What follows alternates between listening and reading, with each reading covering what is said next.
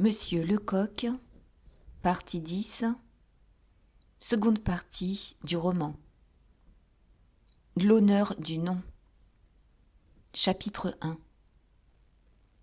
Le premier dimanche du mois d'août 1815, à 10 heures précises, comme tous les dimanches, le sacristain de la paroisse de Sermeuse sonna les 3 coups qui annoncent aux fidèles que le prêtre monte à l'autel pour la grand-messe.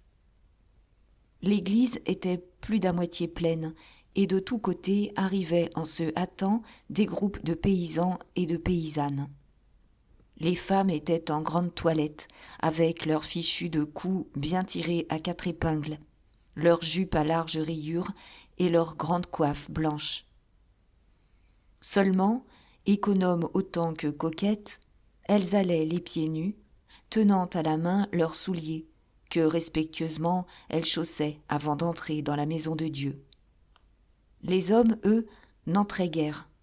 Presque tous restaient à causer, assis sous le porche ou debout sur la place de l'église, à l'ombre des ormes séculaires.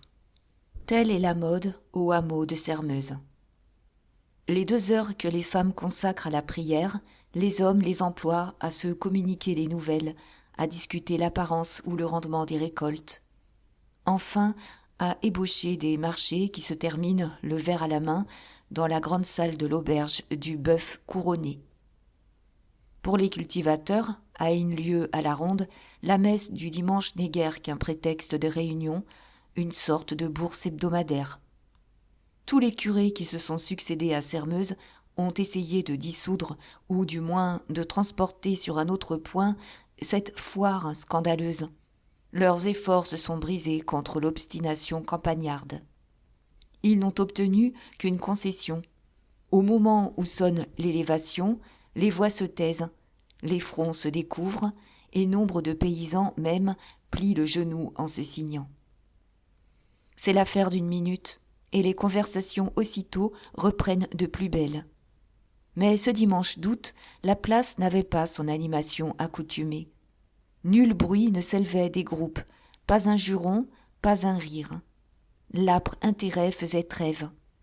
On n'eût pas surpris entre vendeurs et acheteurs une seule de ces interminables discussions campagnardes que ponctuent toutes sortes de serments, des « ma foi de Dieu », des « que le diable me brûle ». On ne causait pas, on chuchotait. Une morne tristesse se lisait sur les visages. La circonspection pinçait les lèvres, les bouches mystérieusement s'approchaient des oreilles. L'inquiétude était dans tous les yeux. On sentait un malheur dans l'air. C'est qu'il n'y avait pas encore 1 mois que Louis avait été, pour la seconde fois, installé aux Tuileries par la coalition triomphante. La terre n'avait pas eu le temps de boire les flots de sang répandus à Waterloo. 1200 000 soldats étrangers foulaient le sol de la patrie. Le général prussien Muffling était gouverneur de Paris. Et les gens de Sermeuse s'indignaient et tremblaient. Ce roi que ramenaient les Alliés ne les épouvantait guère moins que les Alliés eux-mêmes. Dans leurs pensées, ce grand nom de Bourbon qu'ils portaient ne pouvait signifier que dîmes, droits féodaux, corvées, oppression de la noblesse. Il signifiait surtout ruine, car il n'était pas un d'entre eux qui n'eût acquis quelque lopin des biens nationaux, et on assurait que toutes les terres allaient être rendues aux anciens propriétaires émigrés. Aussi, est-ce avec une curiosité fiévreuse qu'on entourait et qu'on écoutait un tout jeune homme, revenu de l'armée depuis 2 jours. Il racontait, avec des larmes de rage dans les yeux, les hontes et les misères de l'invasion. Il disait le pillage de Versailles, les exactions d'Orléans, et aussi comment d'impitoyables réquisitions dépouillaient de tout les pauvres gens des campagnes. « Et ils ne s'en iront pas, répétait-il, ces étrangers maudits auxquels nous ont livré des traîtres. Ils ne s'en iront pas tant qu'ils sentiront en France un écu et une bouteille de vin. » Il disait cela, et de son poing crispé, il menaçait le drapeau arboré au haut du clocher, un drapeau blanc qui cliquetait à la brise. Sa généreuse colère gagnait ses auditeurs, et l'attention qu'on lui accordait n'était pas près de se lasser. Quand il fut interrompu par le galop d'un cheval sonnant sur le pavé de l'unique rue de Sermeuse. Un frisson agita les groupes. La même crainte serrait tous les cœurs. Qui disait que ce cavalier ne serait pas quelque officier anglais ou prussien ? Il annoncerait l'arrivée de son régiment et exigerait impérieusement de l'argent, des vêtements et des vivres pour ses soldats. Mais l'anxiété dura peu. Le cavalier qui apparut au bout de la pince était un homme du pays, vêtu d'une méchante blouse de toile bleue. Il bâtonnait à tour de bras un petit bidet maigre et nerveux qui, tout couvert d'écume, faisait encore feu des 4 fers. « Hé, c'est le père Chupin !» murmura un des paysans avec un soupir de soulagement. « Même, » observa un autre, « il paraît terriblement pressé. »« C'est que, sans doute, le vieux coquin a volé quelque part le cheval qu'il monte. » Cette dernière réflexion disait la réputation de l'homme. Le père Chupin, en effet, était un de ces terribles pillards qui sont l'effroi et le fléau des campagnes. Il s'intitulait journalier, mais la vérité est qu'il avait le travail en horreur et passait toutes ses journées au cabaret. La maraude seule le faisait vivre, ainsi que sa femme et ses fils, 2 redoutables garnements qui avaient trouvé le secret d'échapper à toutes les conscriptions. Il ne se consommait rien dans cette famille qui ne fût volé. Blé, vin, bois, fruits, tout était pris sur la propriété d'autrui. La chasse et la pêche partout, en tout temps, avec des engins prohibés, fournissaient l'argent comptant. Tout le monde savait cela à Sermeuse. Et cependant, lorsque, de temps à autre, le père Chupin était poursuivi, il ne se trouvait jamais de témoin pour déposer contre lui. « C'est un mauvais homme, disait-on, et s'il en voulait à quelqu'un, il serait bien capable de l'attendre au coin d'un bois pour tirer dessus comme sur un lapin. » Le vieux braconnier, cependant, venait de s'arrêter devant l'auberge du Bœuf Couronné. Il sauta lestement à terre, chassa son cheval vers les écuries et s'avança sur la place. C'était un grand vieux d'une 50aine d'années, maigre et noueux comme un cep de vigne. Rien, au premier abord, ne révélait le coquin. Il avait l'air humble et doux, mais la mobilité de ses yeux, l'expression de sa bouche à lèvres minces, trahissaient une astuce diabolique et la plus froide méchanceté. À tout autre moment, on eût évité ce personnage redouté et méprisé, mais les circonstances étaient graves. On alla au-devant de lui. « Eh bien, père Chupin, lui cria-t-on dès qu'il fut à portée de la voix, d'où nous arrivez-vous donc comme cela ? » « De la ville. » La ville, pour les habitants de Sermeuse et des environs, c'est le chef-lieu de l'arrondissement Montaignac, une charmante sous-préfecture de 8000 âmes, distante de 4 lieues. « Et c'est à Montaignac que vous avez acheté le cheval que vous rossiez si bien tout à l'heure ? » ?»« Je ne l'ai pas acheté. On me l'a prêté. » L'assertion du maraudeur était si singulière que ses auditeurs ne purent s'empêcher de sourire. Lui ne parut pas s'en apercevoir. « On me l'a prêté, » poursuivit-il, « pour apporter plus vite ici une fameuse nouvelle. » La peur reprit tous les paysans. « L'ennemi est-il à la ville ?» demandaient vivement les plus effrayés.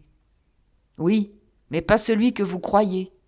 L'ennemi dont je vous parle est l'ancien seigneur d'ici, le duc de Sermeuse. Ah, mon Dieu, on le disait mort. On se trompait. Vous l'avez vu ? Non, mais un autre l'a vu pour moi et il lui a parlé. Et cet autre est monsieur Laugeron, le maître de l'hôtel de France, de Montignac. Je passais devant chez lui ce matin, il m'appelle. « Vieux, me demande-t-il, veux-tu me rendre un service ? » Naturellement, je réponds « oui ». Alors il me met un écu de 6 livres dans la main en me disant « Eh bien, on va te seller un cheval, tu galoperas jusqu'à Sermeuse et tu diras à mon ami Lacheneur que le duc de Sermeuse est arrivé ici cette nuit, en chaise de poste, avec son fils, monsieur Martial, et 2 domestiques. » Au milieu de tous ces paysans qui l'écoutaient, la joue pâle et les dents serrées, le père Chupin gardait la mine contrite d'un messager de malheur.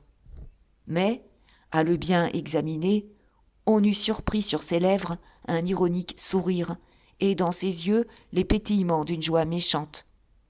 La vérité est qu'il jubilait. Ce moment le vengeait de toutes ses bassesses et de tous les mépris endurés. Quelle revanche! Et si les paroles tombaient comme à regret de sa bouche, c'est qu'il cherchait à prolonger son plaisir en faisant durer le supplice de ses auditeurs. Mais un jeune et robuste gars, à physionomie intelligente, qui l'avait peut-être pénétré, l'interrompit brusquement. « Que nous importe, s'écria-t-il, la présence du duc de Sairmeuse à Montignac? Qu'il reste à l'hôtel de France, tant qu'il s'y trouvera bien. Nous n'irons pas l'y chercher. » « Non, nous n'irons pas l'y quérir, approuvèrent les paysans.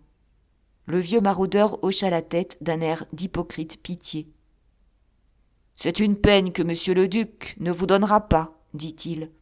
Avant 2 heures, il sera ici. Comment le savez-vous ?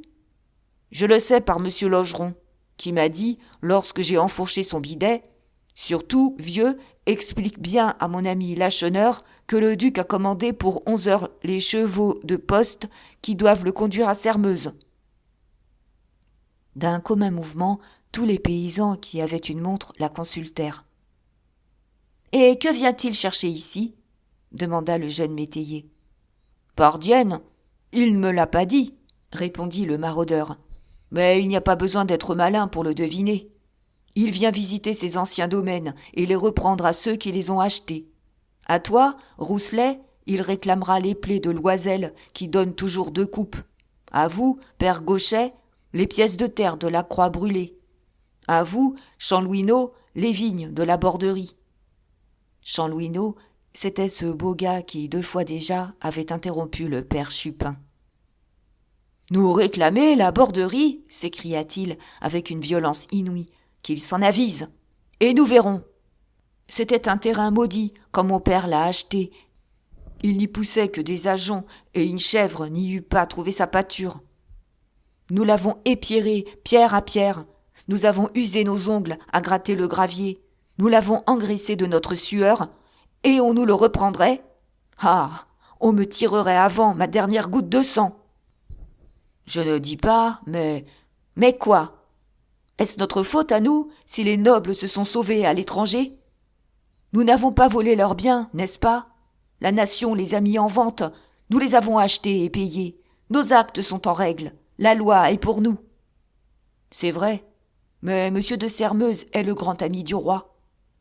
Personne alors, sur la place de l'église, ne s'occupait de ce jeune soldat dont la voix, l'instant d'avant, faisait vibrer les plus nobles sentiments.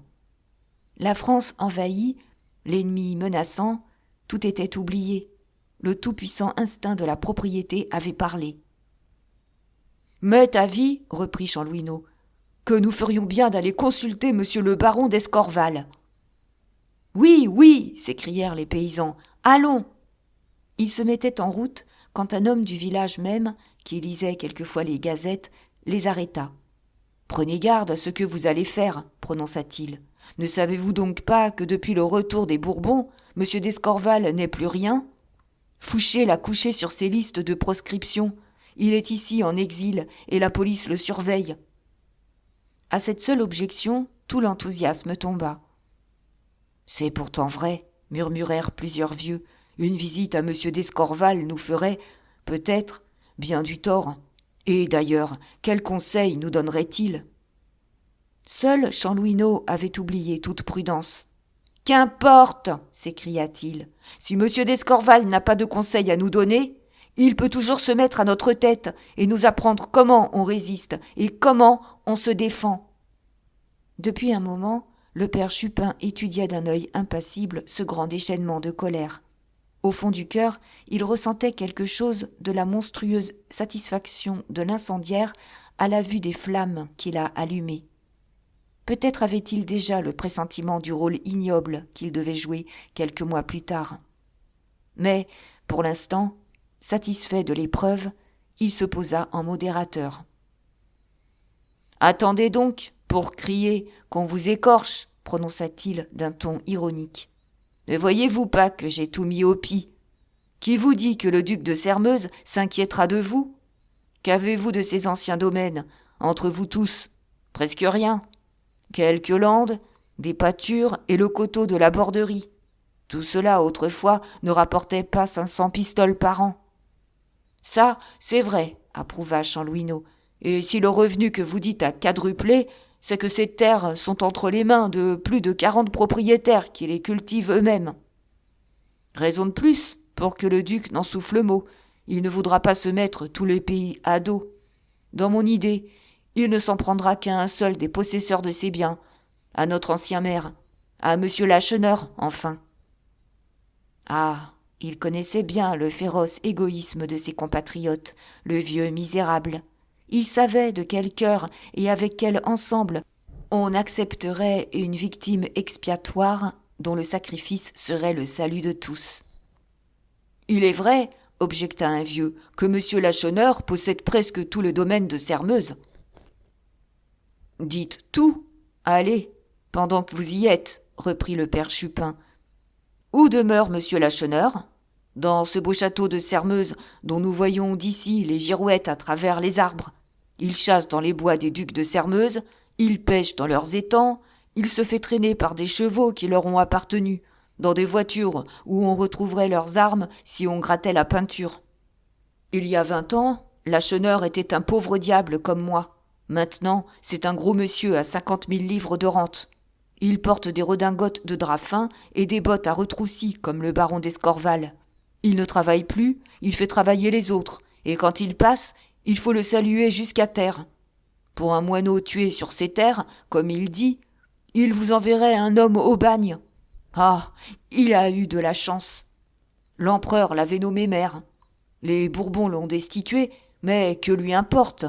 En est-il moins le vrai seigneur d'ici, tout comme jadis les Sermeuses, ses maîtres et les nôtres? Son fils en fait-il moins ses classes à Paris pour devenir notaire? Quant à sa fille, mademoiselle Marie-Anne. Oh, de celle-là, pas un mot, s'écria Chanlouineau. Si elle était la maîtresse, il n'y aurait plus un pauvre dans le pays, et même on abuse de sa bonté. Demandez plutôt à votre femme, père Chupin. Sans s'en douter, le malheureux jeune homme venait de jouer sa tête.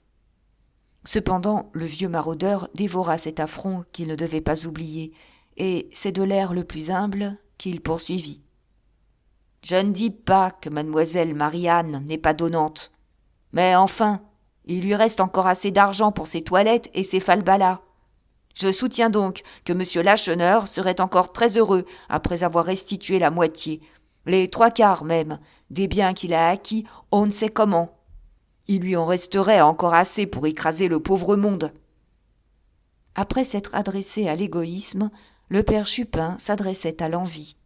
Son succès devait être infaillible. Mais il n'eut pas le temps de poursuivre. La messe était finie et les fidèles sortaient de l'église.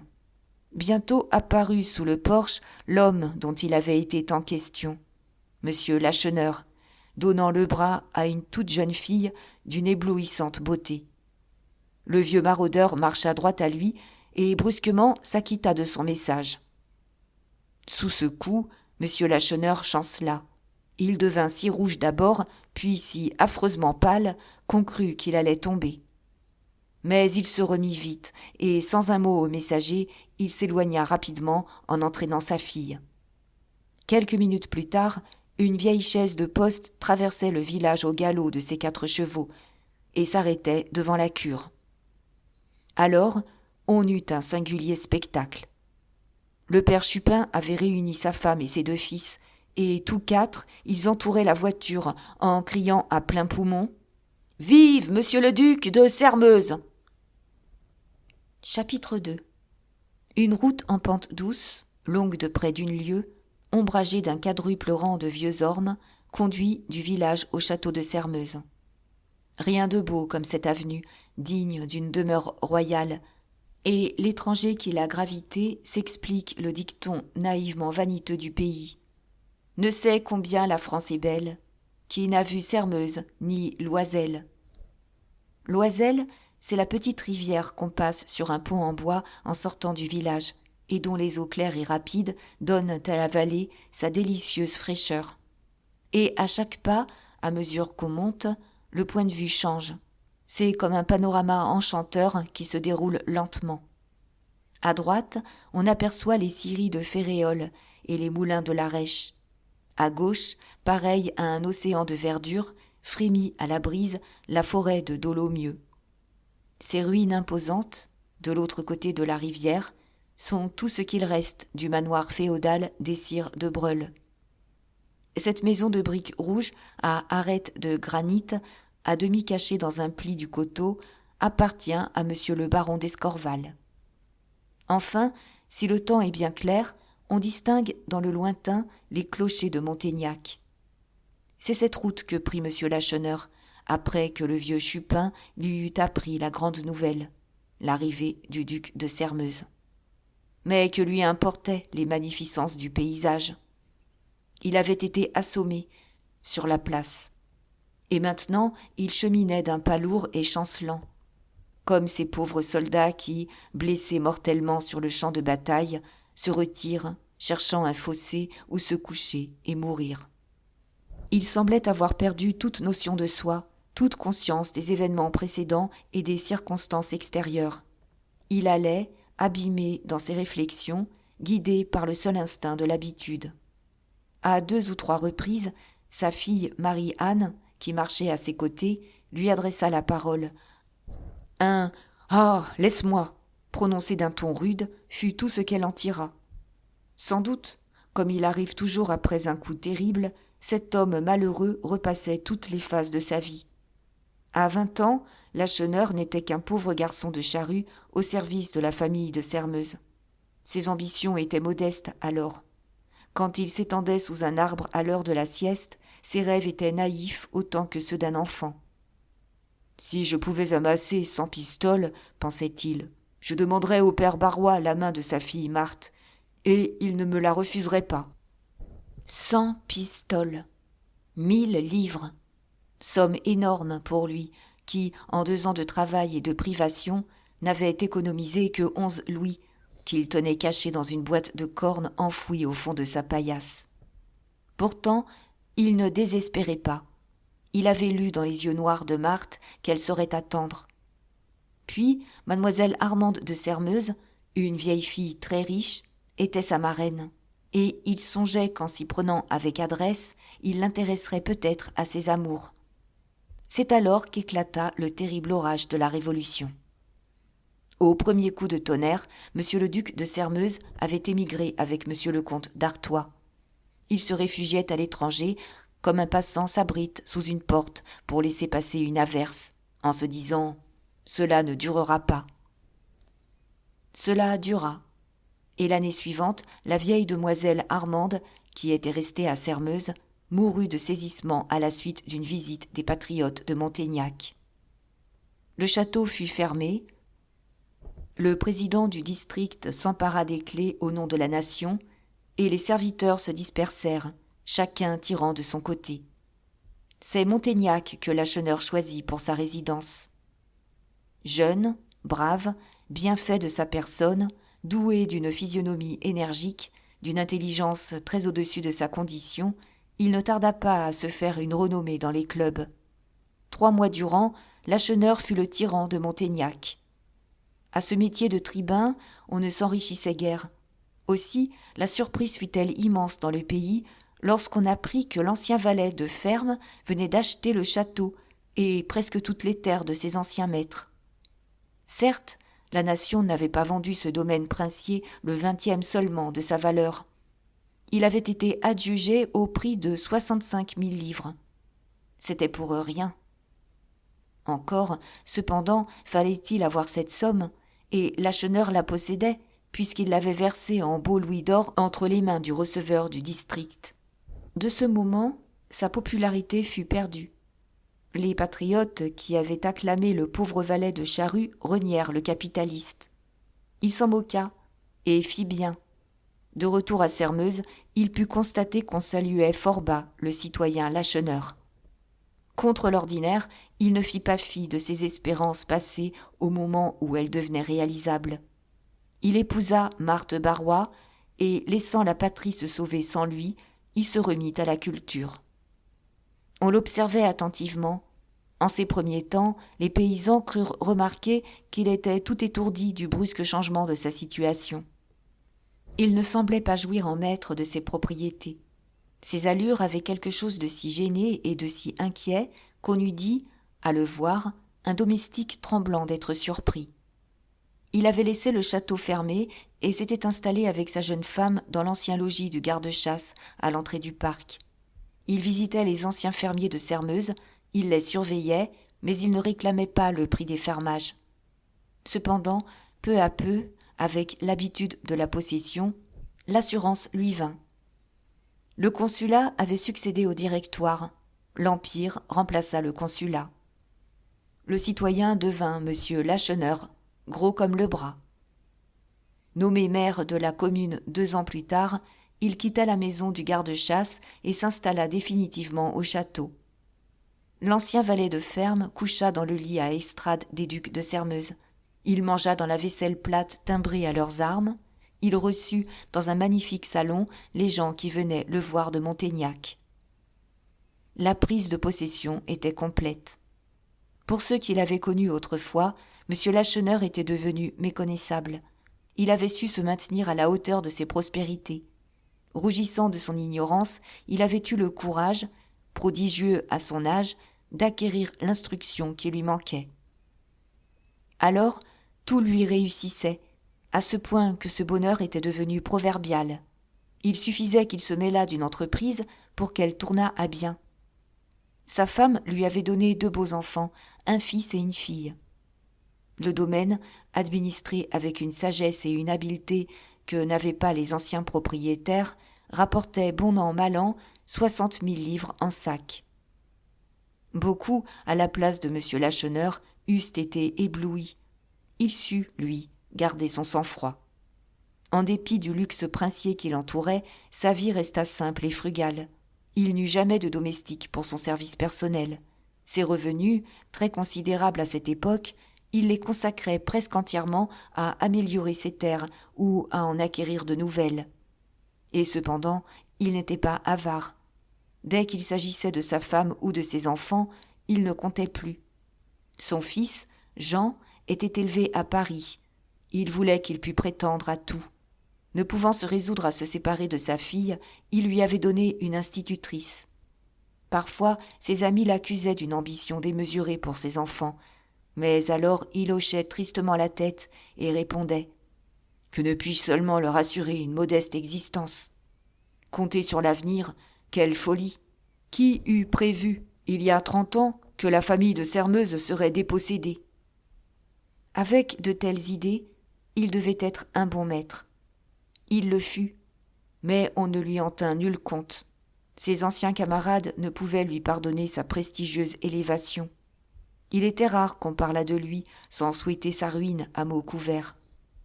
Hélas, les mauvais jours arrivèrent.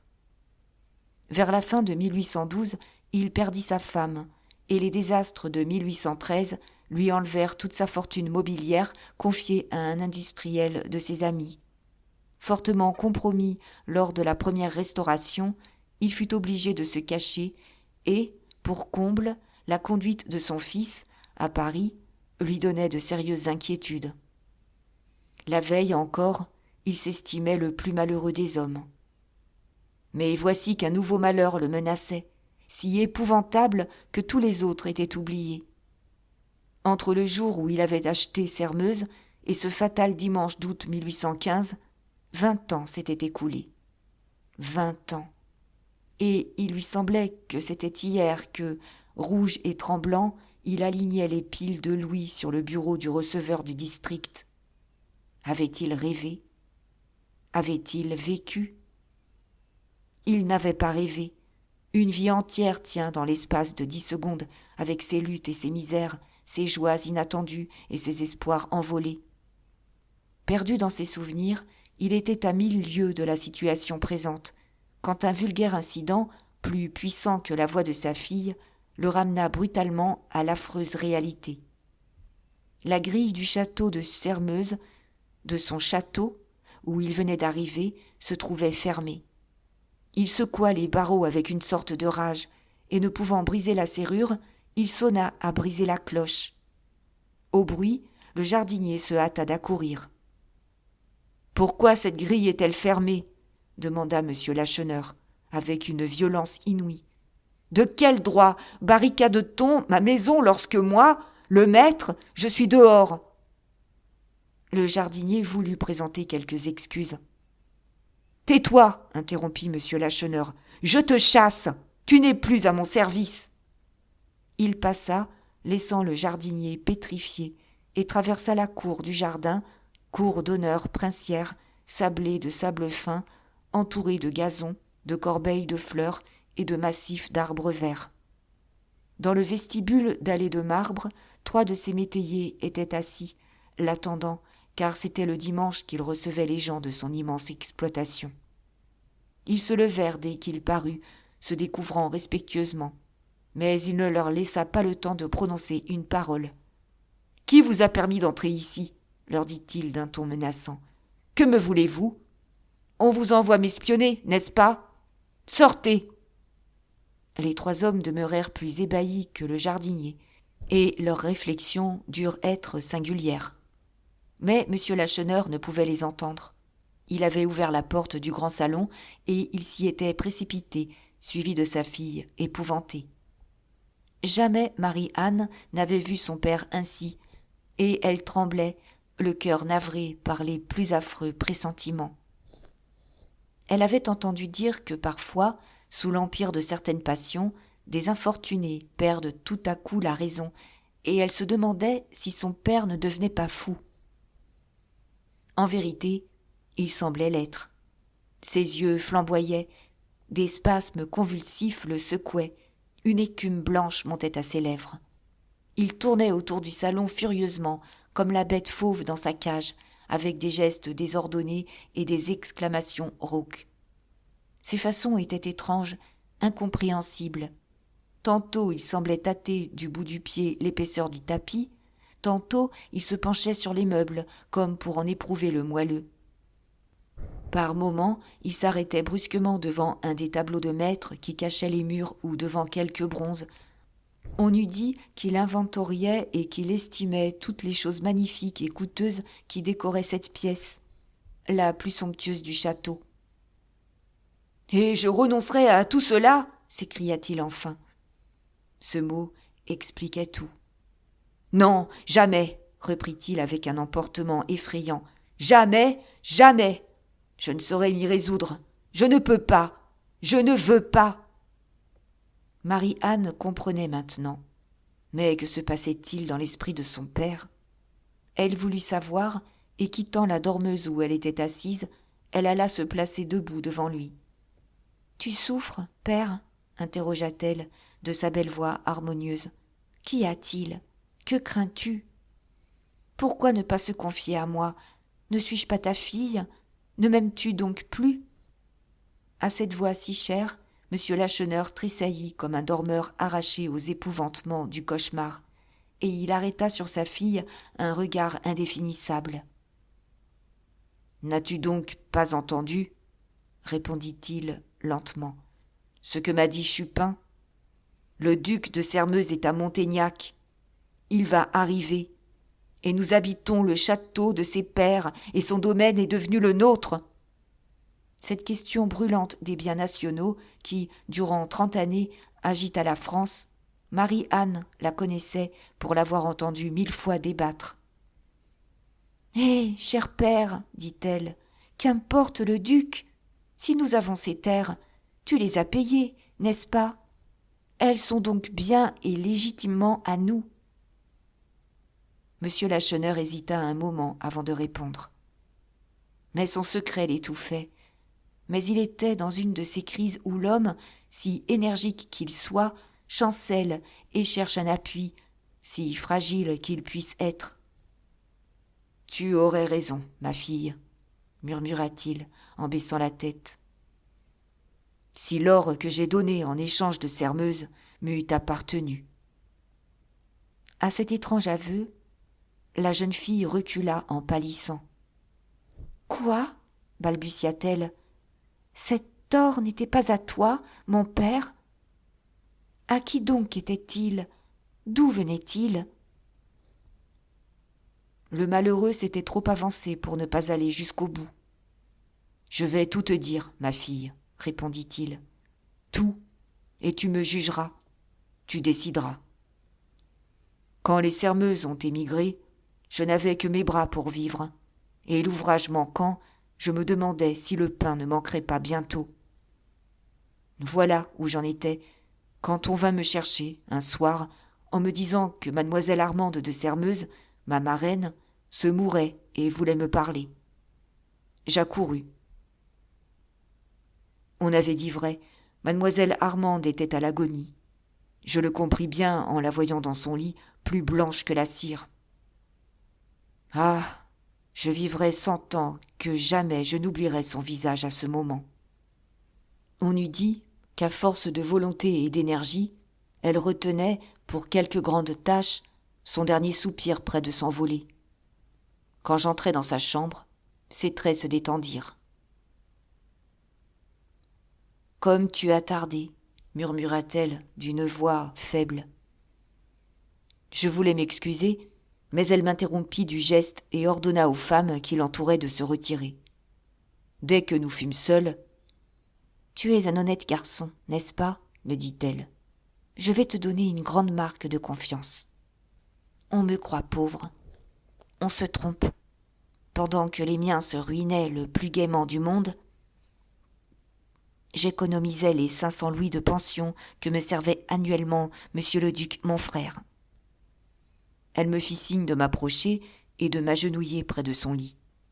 J'obéis, et aussitôt mademoiselle Armande, se penchant vers moi, colla presque ses lèvres contre mon oreille et ajouta « Je possède 80 000 livres en or. » J'eus comme un éblouissement, mais ma marraine ne s'en aperçut pas. « Cette somme, continua-t-elle, n'est pas le quart des anciens revenus de notre maison. Qui sait, cependant, si elle ne sera pas un jour l'unique ressource des Sermeuses. Je vais te la remettre, Lacheneur. Je la confie à ta probité et à ton dévouement. On va mettre en vente, dit-on, les terres des émigrés. Si cette affreuse injustice a lieu, tu rachèteras pour 70 000 livres de nos propriétés. Dans le cas contraire, tu feras parvenir cette somme à monsieur le duc, mon frère, qui a suivi monsieur le comte d'Artois. Le surplus, c'est-à-dire les 1000 pistoles de différence, je te les donne. Elles sont à toi. » Les forces semblaient lui revenir. Elle se souleva sur son lit et me tendant la croix de son chapelet. « Jure sur l'image de notre Sauveur, me dit-elle. Jure que tu exécuteras fidèlement les dernières volontés de ta marraine mourante. » Je jurai, et son visage exprima une grande joie. « C'est bien, » reprit-elle. « Je mourrai tranquille. Tu auras une protectrice là-haut. Mais ce n'est pas tout. Dans le temps où nous vivons, cet or ne sera en sûreté entre tes mains que si on ignore que tu le possèdes. J'ai cherché comment tu le sortirais de ma chambre et du château, à l'insu de tous. Et j'ai trouvé un moyen. L'or est là, dans cette armoire, à la tête de mon lit, entassé dans un coffre de chêne. Il faut que tu aies la force de porter ce coffre. Il le faut. Tu vas l'attacher à un drap et le descendre bien doucement, par la fenêtre, dans le jardin. Tu sortiras ensuite d'ici comme tu y es entré. Et une fois dehors, tu iras prendre le coffre et tu le porteras chez toi. La nuit est noire, on ne te verra pas si tu sais prendre tes précautions. Mais hâte-toi, je suis à bout de force. » Le coffre était lourd, mais j'étais robuste. 2 draps que je pris dans un bahut firent l'affaire. En moins de 10 minutes, j'eus terminé, sans embarras, sans un seul bruit capable de nous trahir. Pendant que je refermais la fenêtre, « C'est fini, ma reine, dis-je. »« Dieu soit loué, » balbutia-t-elle. « Sermeuse est sauvée. » J'entendis un profond soupir. Je me retournai. Elle était morte. Cette scène que retraçait monsieur Lacheneur, il la voyait. Ses plus futiles circonstances jaillissaient des cendres du passé comme les flammes d'un incendie mal éteint. Feindre, déguiser la vérité, ménager des réticences, était hors de son pouvoir. Il ne s'appartenait plus. Ce n'est pas à sa fille qu'il s'adressait, mais à la morte, à mademoiselle Armande de Sairmeuse. Et s'il frissonna en prononçant ces mots, elle était morte, c'est qu'il lui semblait qu'elle allait apparaître et lui demander compte de son serment. Après un moment de silence pénible, c'est d'une voix sourde qu'il poursuivit. J'appelais au secours. On vint. Mademoiselle Armande était adorée, les larmes éclatèrent, et il y eut une demi-heure d'inexprimable confusion. Tout le monde perdait la tête, excepté moi. Je pus me retirer sans être remarqué, courir au jardin et enlever le coffre de chêne. 1 heure plus tard, il était enterré dans la misérable masure que j'habitais. L'année suivante, j'achetai Sairmeuse. Il avait tout avoué. Il s'arrêta tremblant, cherchant son arrêt dans les yeux de sa fille. « Et vous hésitez ?» demanda-t-elle. « Ah, tu ne sais pas. Je sais qu'il faut rendre Sairmeuse. » C'était bien là ce que lui criait la voix de sa conscience, cette voix qui n'est qu'un murmure et que cependant tout le fracas de l'univers ne saurait étouffer. « Personne ne m'a vu emporter le coffre, » balbutia-t-il. « On me soupçonnerait qu'on ne trouverait pas une seule preuve. Mais personne ne sait rien. » Marie-Anne se redressa, l'œil étincelant de la plus généreuse indignation. « Mon père !» interrompit-elle. « Oh, mon père !» Et d'un ton plus calme, elle ajouta. « Si le monde ne sait rien, pouvez-vous donc oublier, vous ?» Monsieur Lacheneur semblait près de succomber aux souffrances des horribles combats qui se livraient en lui. Moins abattue, elle accusait à l'heure où se décide son sort. Pendant ces minutes éternelles où il attend un verdict de vie ou de mort, l'œil fixé sur cette petite porte par où il a vu le jury sortir pour délibérer. « Rendre ?» reprit-il. « Quoi ? Ce que j'ai reçu ? » « Soit, je consens. Je porterai au duc 80 000 francs, j'y ajouterai les intérêts de cette somme depuis que je l'ai en dépôt, et nous serons quittes. » La jeune fille hochait la tête d'un air doux et triste. « Pourquoi ces subterfuges indignes de toi ?» prononça-t-elle. « Tu sais bien que c'est Sairmeuse que mademoiselle Armande entendait confier aux serviteurs de sa famille. C'est Sairmeuse qu'il faut rendre. » Ce mot de « serviteur » devait révolter un homme qui, tant qu'avait duré l'Empire, avait été un des puissants du pays. « Ah, vous êtes cruelle, ma fille, » dit-il avec une profonde amertume. « Cruelle comme l'enfant qui n'a jamais souffert. Cruelle comme celui qui, n'ayant jamais été tenté, est impitoyable pour qui succombe à la tentation. Il est des actes que Dieu seul, en sa divine justice, peut juger, parce que seul il sait tout et lit au fond des âmes. Je ne suis qu'un dépositaire, me dis-tu. C'est bien ainsi que je me considérais jadis. Si ta pauvre sainte mère vivait encore, elle te dirait mon trouble et mes angoisses en me voyant cette richesse soudaine qui n'était pas mienne. Je tremblais de me laisser prendre à ces séductions. J'avais peur de moi. J'étais comme le joueur chargé de tenir le jeu d'un autre, comme un ivrogne qui aurait reçu en dépôt les plus délicieuses liqueurs. Ta mère te dirait que j'ai remué ciel et terre pour retrouver le duc de Sairmeuse. Mais il avait quitté le comte d'Artois, on ne savait ce qu'il était devenu. J'ai été 10 ans avant de me décider à habiter le château. Oui, 10 ans, pendant lesquels, chaque matin, j'ai fait brosser les meubles et les tapis, comme si le maître eût dû revenir le soir. Enfin, j'osais. J'avais entendu M. d'Escorval affirmer que le duc avait été tué à la guerre. Je m'installais ici. Et de jour en jour, à mesure que par mes soins le domaine de Sairmeuse devenait plus beau et plus vaste, je m'en sentais plus légitimement le possesseur. Mais ce plaidoyer désespéré en faveur d'une cause mauvaise ne pouvait toucher la loyale Marie-Anne. Il faut restituer, répéta-t-elle. Monsieur Lacheneur se tordait les bras. Implacable, s'écria-t-il. Elle est implacable. Malheureuse, qui ne comprend pas que c'est pour elle que je prétends, que je veux rester ce que je suis. Hésiterais-je s'il ne s'agissait que de moi? Je suis vieux et je connais la misère et le travail. L'oisiveté n'a pas fait disparaître les callosités de mes mains. Que me faudrait-il pour vivre en attendant ma place au cimetière? Une croûte de pain frottée d'oignons le matin, une écuellée de soupe le soir, et pour la nuit, une botte de paille. Je saurais toujours bien me gagner cela. Mais toi, malheureux enfant, mais ton frère, que deviendriez-vous? On ne discute ni ne transige avec le devoir, mon père. Je crois cependant que vous vous effrayez à tort.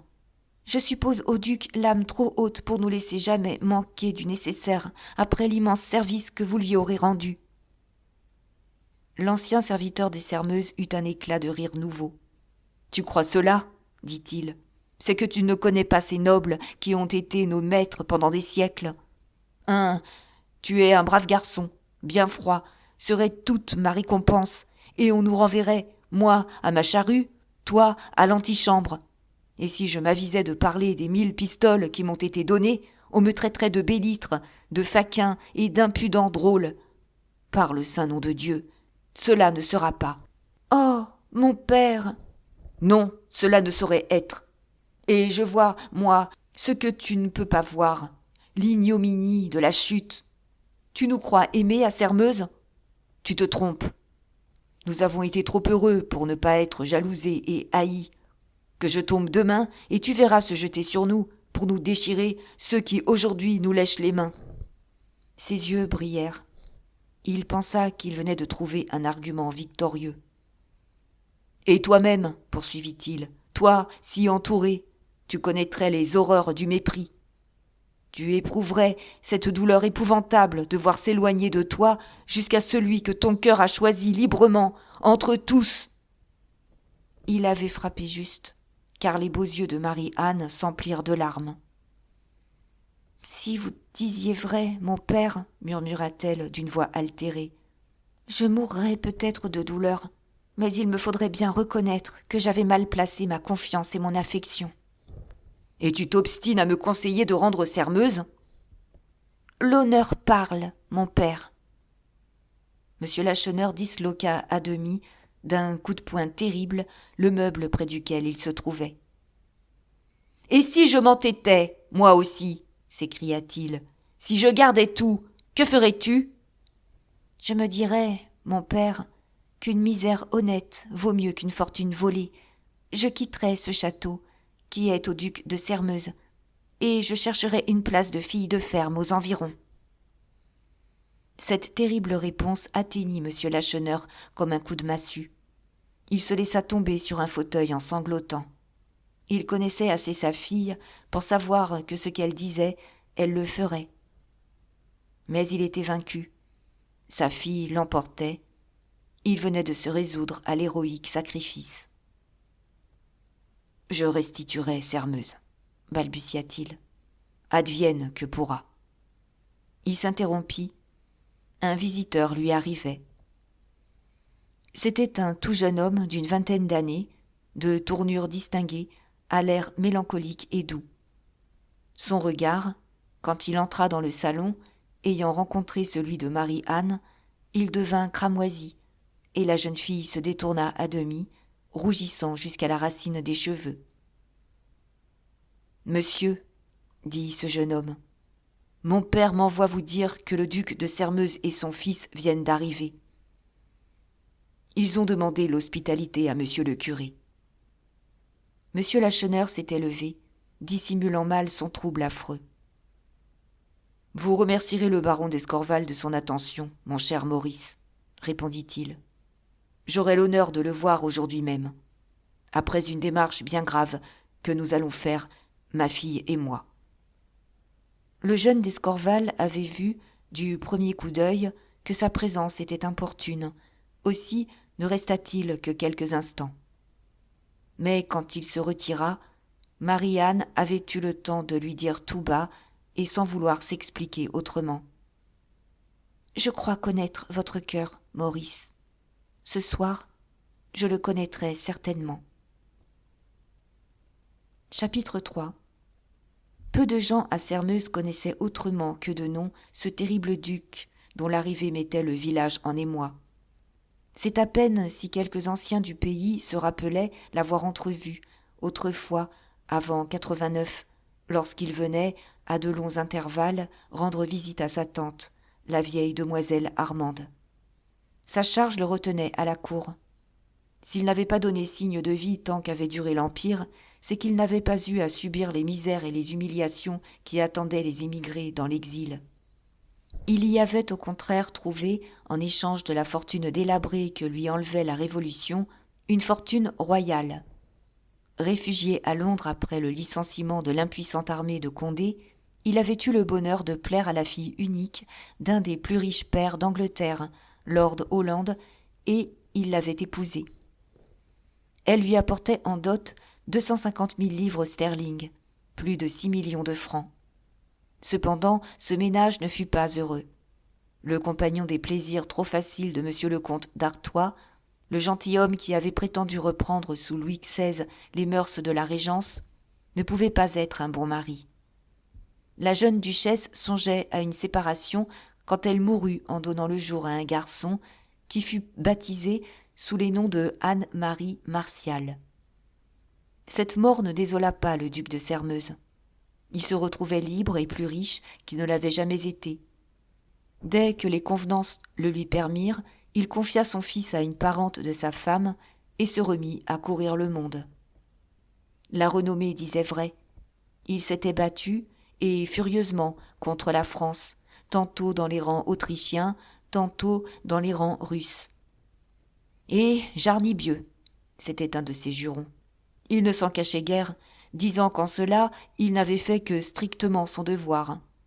Il estimait bien et loyalement gagné le grade de général que lui avait conféré sur le champ de bataille l'empereur de Russie. On ne l'avait pas vu lors de la première Restauration, mais son absence avait été bien involontaire.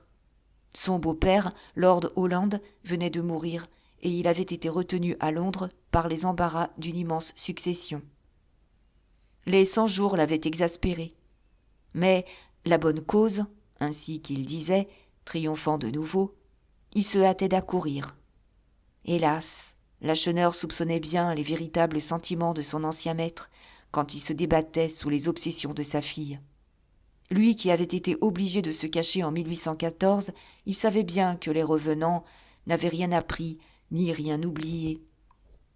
Le duc de Sairmeuse était comme les autres. Cet homme qui avait tant vu n'avait rien retenu. Il pensait, et rien n'était si tristement grotesque, qu'il suffisait d'un acte de sa volonté pour supprimer net tous les événements de la Révolution et de l'Empire. Quand il avait dit « Je ne reconnais pas tout ça », il s'imaginait de la meilleure foi du monde que tout était dit, que c'était fini, que ceux qui avaient été n'étaient pas. Et si quelques-uns de ceux qui avaient vu Louis XVIII à l'œuvre en 1814 lui affirmaient que la France avait quelque peu changé depuis 1789, il répondait en haussant les épaules « Baste, nous nous montrerons, et tous ces coquins dont la rébellion nous a surpris rentreront dans l'ombre. » C'était bien là, sérieusement, son opinion. Tout le long de la route accidentée qui conduit de Montaignac à Sairmeuse, le duc, confortablement établi dans le fond de sa berline de voyage, développait ses plans à son fils Martial. « Le roi a été mal conseillé, marquis, concluait-il, sans compter que je le soupçonne d'incliner plus qu'il ne conviendrait vers les idées jacobines. S'il m'en croyait, il profiterait pour faire rentrer tout le monde dans le devoir, des 1200 000 soldats que nos amis les Alliés ont mis à sa disposition. 1200 000 baïonnettes ont un peu plus d'éloquence que les articles d'une charte. » C'est seulement lorsque la voiture approcha de Sairmeuse qu'il s'interrompit. Il était ému, lui si peu accessible à l'émotion, en se sentant dans ce pays où il était né, où il avait joué enfant et dont il n'avait pas eu de nouvelles depuis la mort de sa tante. Tout avait bien changé. Mais les grandes lignes du paysage étaient restées les mêmes. Les coteaux avaient gardé leurs ombrages, la vallée de l'Oiselle était toujours riante comme autrefois. « Je me reconnais, marquis, » disait-il avec un plaisir qui lui faisait oublier ses graves préoccupations. « Je me reconnais !» Bientôt les changements devinrent plus frappants. La voiture entrait dans Sermeuse et cahotait sur les pavés de la rue unique du village. Cette rue, autrefois, c'était un chemin qui devenait impraticable dès qu'il pleuvait. « Hé hé !» murmura le duc, « c'est un progrès, cela !» Il ne tarda pas à en remarquer d'autres. Là où il n'y avait jadis que de tristes et humides masures couvertes de chaume, il voyait maintenant des maisons blanches, coquettes et enviables avec leurs contrevents verts et leurs vignes courant au-dessus de la porte. Bientôt il aperçut la mairie, une vilaine construction toute neuve, visant au monument, avec ses 4 colonnes et son fronton. « Jarnibieux !» s'écria-t-il, pris d'inquiétude. « Les coquins sont capables d'avoir bâti tout cela avec les pierres de notre château !» Mais la berline longeait alors la place de l'église, et Martial observait les groupes qui s'y agitaient. « Que pensez-vous de tous ces paysans, monsieur le duc ?» demanda-t-il à son père. « Leur trouvez-vous la mine de gens qui préparent une triomphante réception à leur ancien maître ?» Monsieur de Sermeuse haussa les épaules. Il n'était pas homme à renoncer pour si peu à une illusion. « Ils ne savent pas que je suis dans cette chaise de poste, » répondit-il. « Quand ils le sauront... » Des cris de « Vive monsieur le duc de Sermeuse !» lui coupèrent la parole. « Vous entendez, marquis ?» fit-il. Et tout heureux des cris qui lui donnaient raison, il se pencha à la portière de la voiture, saluant de la main l'honnête famille Chupin qui courait et criait. Le vieux maraudeur, sa femme et ses fils, avaient des voix formidables, et il ne tint qu'à monsieur de Sermeuse de croire que le pays entier l'acclamait. Il le crut, et lorsque la berline s'arrêta devant la porte du presbytère, il était bien persuadé que le prestige de la noblesse était plus grand que jamais. Sur le seuil de la cure, Bibiane, la vieille gouvernante, se tenait debout. Elle savait déjà quels hôtes arrivaient à son maître, car la servante du curé est toujours et partout la mieux informée.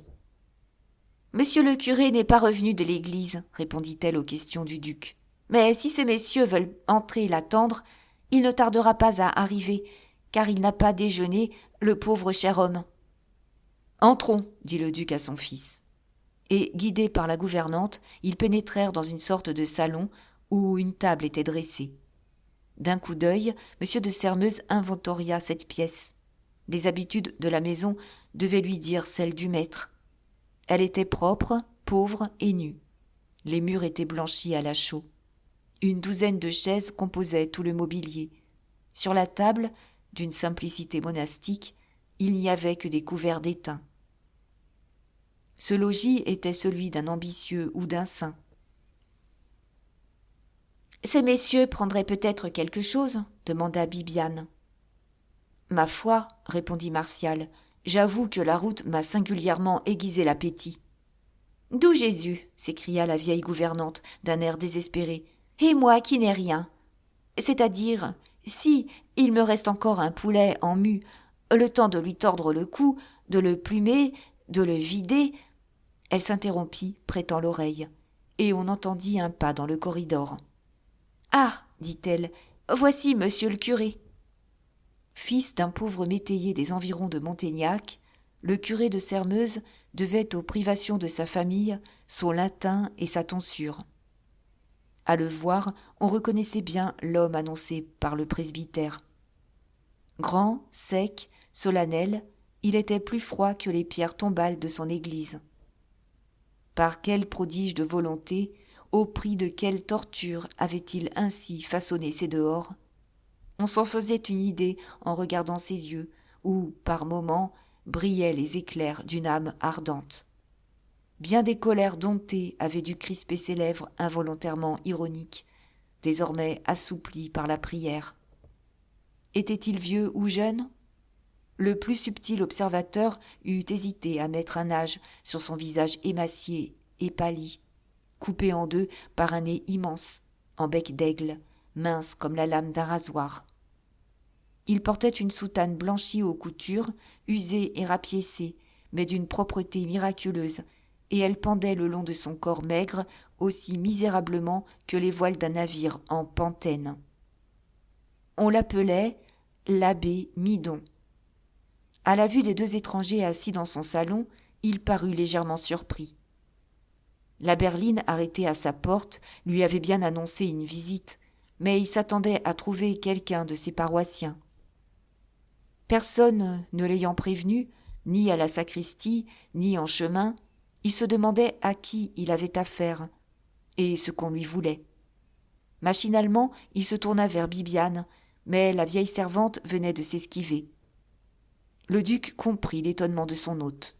« Par ma foi, l'abbé, fit-il avec l'aisance impertinente d'un grand seigneur qui se croit partout chez soi, nous avons pris sans façon votre cure d'assaut, et nous y tenons garnison, comme vous voyez.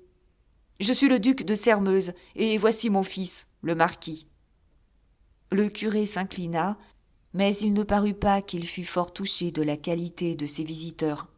« Ce m'est un grand honneur, prononça-t-il d'un ton plus que réservé, de recevoir chez moi les anciens maîtres de ce pays. » Il souligna ce mot « ancien » de telle façon qu'il était impossible de se méprendre sur sa pensée et ses intentions. « Malheureusement, continua-t-il, vous ne trouverez pas ici, messieurs, les aises de la vie auxquelles vous êtes accoutumés, et je crains... »« Baste, interrompit le duc, à la guerre comme à la guerre, ce qui vous suffit nous suffira, l'abbé. Et comptez que nous saurons reconnaître de façon ou d'autre le dérangement que nous allons vous causer. » L'œil du curé brilla. Ce sans-gêne, cette familiarité choquante, cette dernière phrase outrageante atteignirent la fierté de l'homme violent caché sous le prêtre. « D'ailleurs, ajouta gaiement Martial, que les angoisses de Bibiane avaient beaucoup amusé. D'ailleurs, nous savons qu'il y a un poulet en mue. C'est-à-dire qu'il y avait, monsieur le marquis. » La vieille servante, qui reparut soudain, expliqua la réponse de son maître. Elle semblait au désespoir. « D'où Jésus, monsieur, clamait-elle, comment faire? Le poulet a disparu. On nous l'a volé, pour sûr. Car la mue est bien fermée. » « Attendez, avant d'accuser votre prochain, interrompit le curé. On ne nous a rien volé. La Bertrande est venue ce matin me demander quelque secours au nom de sa fille qui se meurt. Je n'avais pas d'argent. Je lui ai donné cette volaille dont elle fera un bon bouillon. » Cette explication changea en fureur la consternation de Bibiane. Elle se campa au milieu du salon, un poing sur la hanche, gesticulant de l'autre main. « Voilà pourtant comme il est !» s'écria-t-elle en montrant son maître. « Moins raisonnable qu'un enfant, et sans plus de défense qu'un innocent. Il n'y a pas de paysanne bête qui ne lui fasse accroire tout ce qu'elle veut. Un bon gros mensonge arrosé de larmes, et on a de lui tout ce qu'on veut. On lui tire ainsi jusqu'aux souliers qu'il a aux pieds, jusqu'au pain qu'il porte à sa bouche. La fille à la Bertrande, messieurs, une malade comme vous et moi. » « Assez, » disait sévèrement le prêtre, « assez. » Puis, sachant par expérience que sa voix n'avait pas le pouvoir d'arrêter le flot des récriminations de la vieille gouvernante, il la prit par le bras et l'entraîna jusque dans le corridor. Monsieur de Sairmeuse et son fils se regardaient d'un air consterné. Était-ce là une comédie préparée à leur intention ? Évidemment, non, puisqu'ils étaient arrivés à l'improviste. Or, le prêtre que révélait cette querelle domestique n'était pas leur fait. Ce n'était pas là, il s'en fallait du tout au tout, l'homme qu'ils espéraient rencontrer, l'auxiliaire dont ils jugeaient le concours indispensable à la réussite de leur projet. Cependant, ils n'échangèrent pas un mot, ils écoutaient. On entendait comme une discussion dans le corridor. Le maître parlait bas, avec l'accent du commandement. La servante s'exclamait comme si elle eût été stupéfiée. Cependant, on ne distinguait pas les paroles.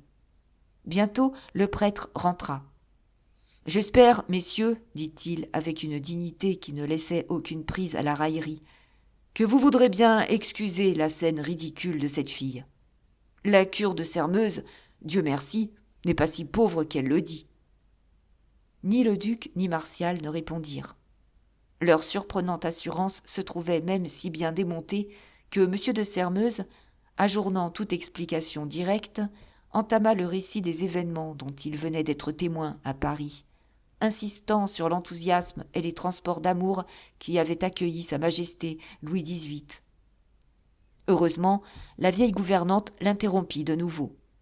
Elle arrivait chargée de vaisselle, d'argenterie et de bouteilles, et derrière elle venait un gros homme, en tablier blanc, qui portait fort adroitement 3 ou 4 plats. C'est l'ordre d'aller quérir ce repas à l'auberge du Bœuf Couronné qui avait arraché à Bibiane tant de « Doux Jésus !»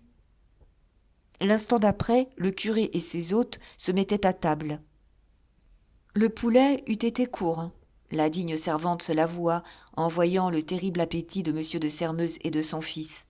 « On eût juré qu'il n'avait pas mangé de 15 jours, disait-elle le lendemain aux dévotes, ses amies.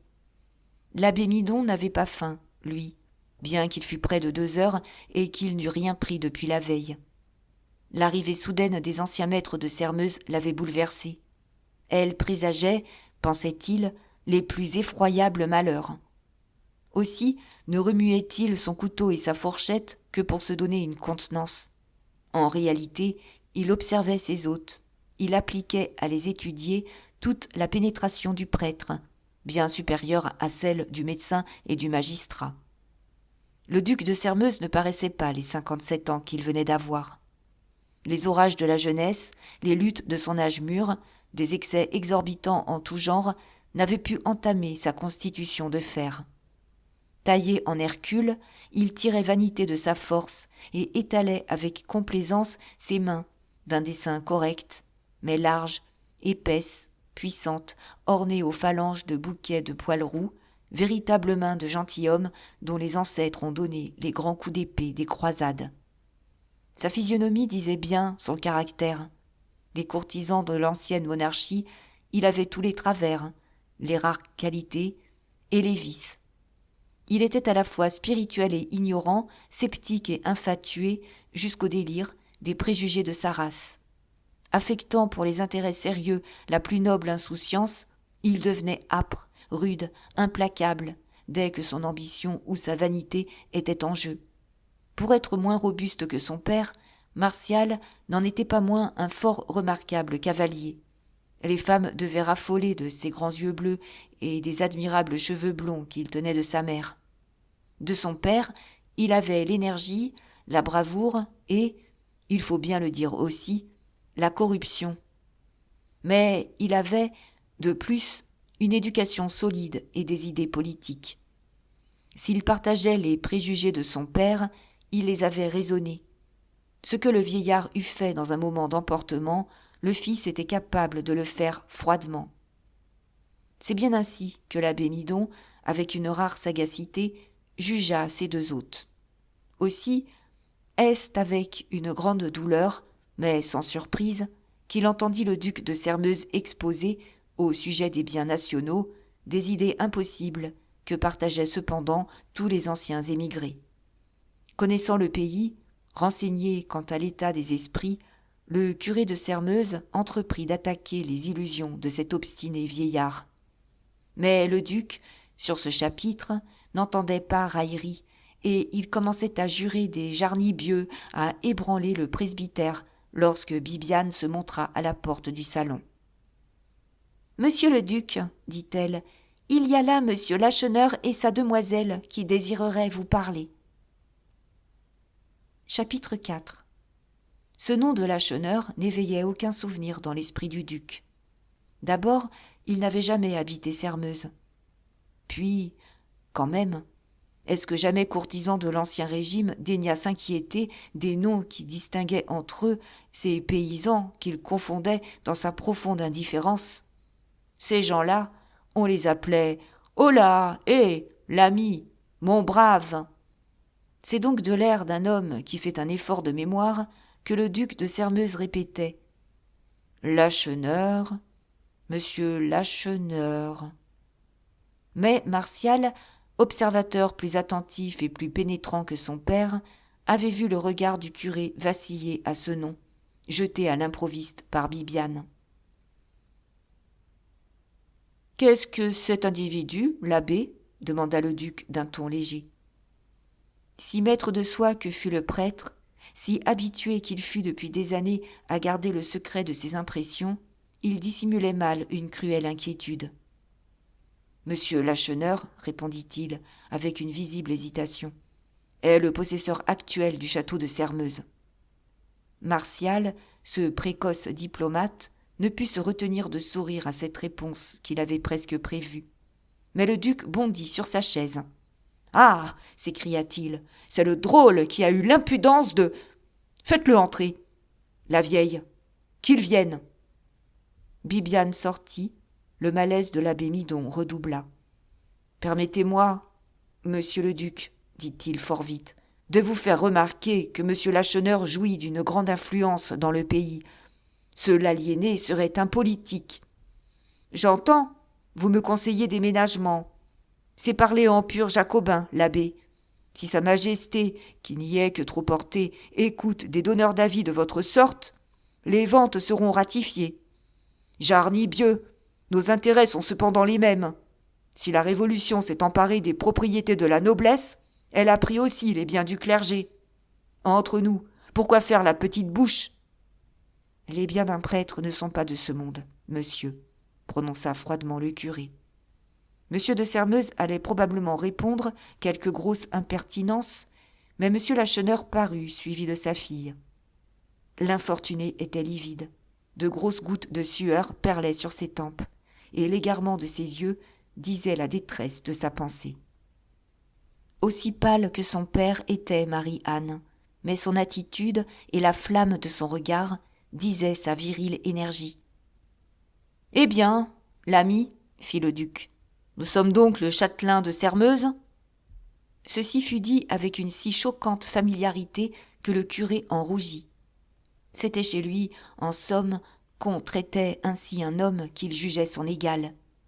Il se leva et, avançant 2 chaises, « Asseyez-vous donc, mon cher monsieur Lacheneur, dit-il, avec une politesse qui voulait être une leçon. Et vous aussi, mademoiselle, faites-moi cet honneur. » Mais le père et la fille refusèrent d'un signe de tête pareil. « Monsieur le duc, continua Lacheneur, je suis un ancien serviteur de votre maison. »« Ah, ah ! Mademoiselle Armande, votre tante, avait accordé à ma pauvre mère la faveur d'être ma marraine. »« Parbleu ! Mon garçon, interrompit le duc, je me souviens de toi, maintenant. En effet, notre famille a eu de grandes bontés pour les tiens, et c'est pour nous prouver ta reconnaissance que tu t'es empressé d'acheter nos biens. » L'ancien valet de Charrue était parti de bien bas, mais son cœur et son caractère se haussant avec sa fortune, il avait l'exacte notion de sa dignité et de sa valeur. Beaucoup le jalousaient dans le pays, quelques-uns le détestaient, mais tout le monde le respectait. Et voici que cet homme le traitait avec le plus écrasant mépris et se permettait de le tutoyer. Pourquoi ? De quel droit ? Indigné de l'outrage, il fit un mouvement comme pour se retirer. Personne, hormis sa fille, ne connaissait la vérité. Il n'avait qu'à se taire et Sermeuse lui restait. Oui, il était maître encore de garder Sermeuse, et il le savait, car il ne partageait pas les craintes des paysans, trop éclairés pour ignorer qu'entre les espérances des anciens émigrés et le possible, il y avait cet abîme qui sépare le rêve de la réalité. Un mot suppliant, prononcé à demi-voix par sa fille, le ramena. « Si j'ai acheté Sermeuse, poursuivit-il d'une voix sourde, c'est sur l'ordre de ma marraine mourante, et avec l'argent qu'elle m'avait laissé à l'insu de tous. Si vous me voyez ici, c'est que je viens vous restituer le dépôt confié à mon honneur. » Tout autre qu'un de ces tristes fous, comme les alliés n'en ramenèrent que trop, eût été profondément ému. Le duc, lui, trouva tout simple et tout naturel ce grand acte de probité. « Voilà qui est fort bien, pour le principal, dit-il. Parlons maintenant des intérêts. Sermeuse, si j'ai bonne mémoire, rendait autrefois 1 millier de louis, bon an, mal an. Ses revenus entassés doivent produire une belle somme. Où est-elle » Cette réclamation, ainsi formulée, à ce moment, avait un caractère si odieux que Martial, révolté, fit à son père un signe que celui-ci ne vit pas. Mais le curé, lui, protesta, essayant de rappeler cet insensé à la pudeur. « Monsieur le duc !» fit-il. « Oh, monsieur le duc !» Lacheneur haussa les épaules d'un air résigné. « Les revenus, dit-il, je les ai employés à vivre et à élever mes enfants, mais surtout à améliorer Sermeuse, qui rapporte aujourd'hui le double d'autrefois.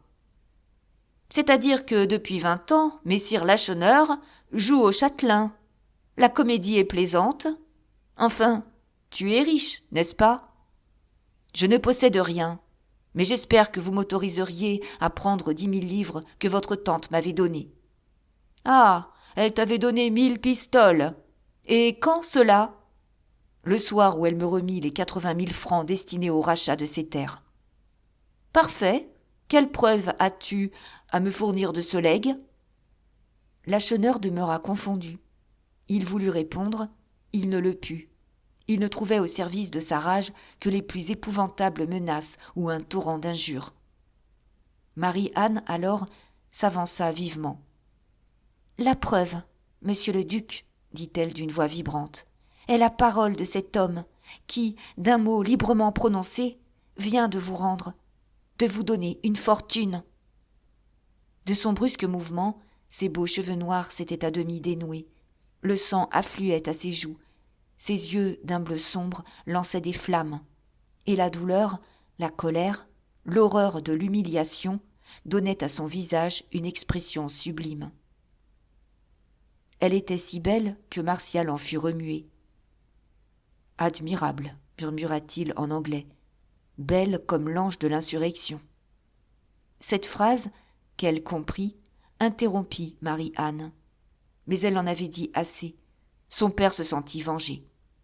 Il tira de sa poche un rouleau de papier et le jetant sur la table.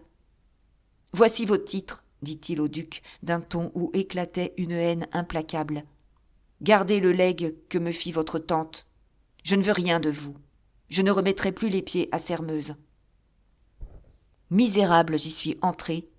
Misérable, j'en sors. » Il quitta le salon la tête haute, et, une fois dehors, il ne dit à sa fille qu'un seul mot. « Eh bien ?» ?»« Vous avez fait votre devoir, » répondit-elle. « C'est ceux qui ne le font pas qui sont à plaindre. » Elle n'en put dire davantage.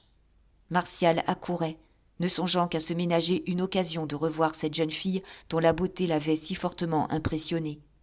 « Je me suis esquivé, » dit-il en s'adressant plutôt à Marie-Anne qu'à M. Lacheneur, « pour vous rassurer. Tout s'arrangera, mademoiselle. Des yeux si beaux ne doivent pas verser de larmes. Je serai votre avocat près de mon père. »« Mademoiselle Lacheneur n'a pas besoin d'avocat, » interrompit une voix rude. Martial se retourna et se trouva en présence de ce jeune homme qui, le matin, était allé prévenir M. Lacheneur. « Je suis le marquis de Sermeuse, » lui dit-il, du ton le plus impertinent. « Moi, » fit simplement l'autre, « je suis Maurice d'Escorval. » Ils se toisèrent un moment en silence, chacun attendant peut-être une insulte de l'autre. Instinctivement, ils se devinaient ennemis, et leurs regards étaient chargés d'une haine atroce. Peut-être eurent-ils ce pressentiment qu'ils n'étaient pas deux rivaux, mais deux principes en présence. Martial, préoccupé de son père, céda. « Nous nous retrouverons, monsieur d'Escorval, » prononça-t-il en se retirant. Maurice, à cette menace, haussa les épaules et dit « Ne le souhaitez pas.